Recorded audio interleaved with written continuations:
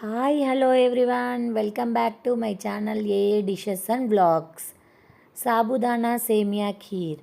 సాబుదానా సేమియా ఖీర్ తయారు చేయడానికి ఒక చిన్న గ్లాస్లో సాబుదానా తీసుకొని ఒక 2 సార్లు వాష్ చేసి అందులో పెద్ద గ్లాస్తో 3 గ్లాసెస్ వాటర్ పోయండి. వాటర్ పోసి సాబుదానాని బాగా ఉడికించండి.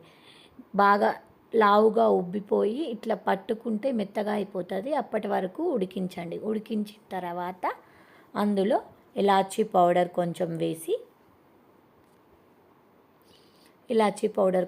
వేసి మీరు షుగర్ తినే వాళ్ళైతే షుగర్ వేసుకోండి.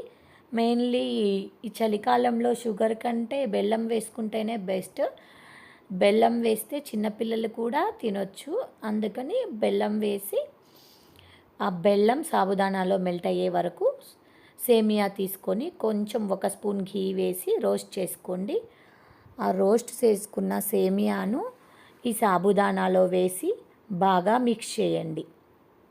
బాగా మిక్స్ చేసి ఒక 2-3 మినిట్స్ వరకు ఉంచండి. ఉంచిన తర్వాత సేమియా జస్ట్ ఇలా పట్టుకుంటే విరిగిపోతుంది. వెంటనే సేమియా ఉడికిపోతుంది. ఆల్రెడీ ఫ్రై చేసింది కాబట్టి ఉడికిపోతుంది. ఉడికిపోయిన తర్వాత మనం కాచి చల్లార్చిన చిక్కటి పాలను తీసుకొని బెల్లం వేసాము కాబట్టి పచ్చిపాలు వేసి ఎక్కువసేపు ఉడికిస్తే విరిగిపోవడానికి అవకాశం ఉంటుంది. కాబట్టి కాచి చల్లార్చిన పాలను వేసుకోండి.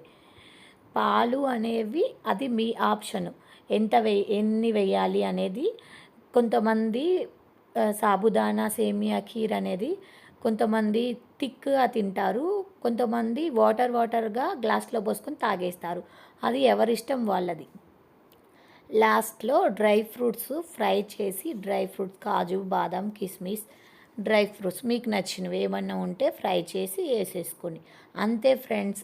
ఎంతో easy and healthy sabudana semiya kheer ready.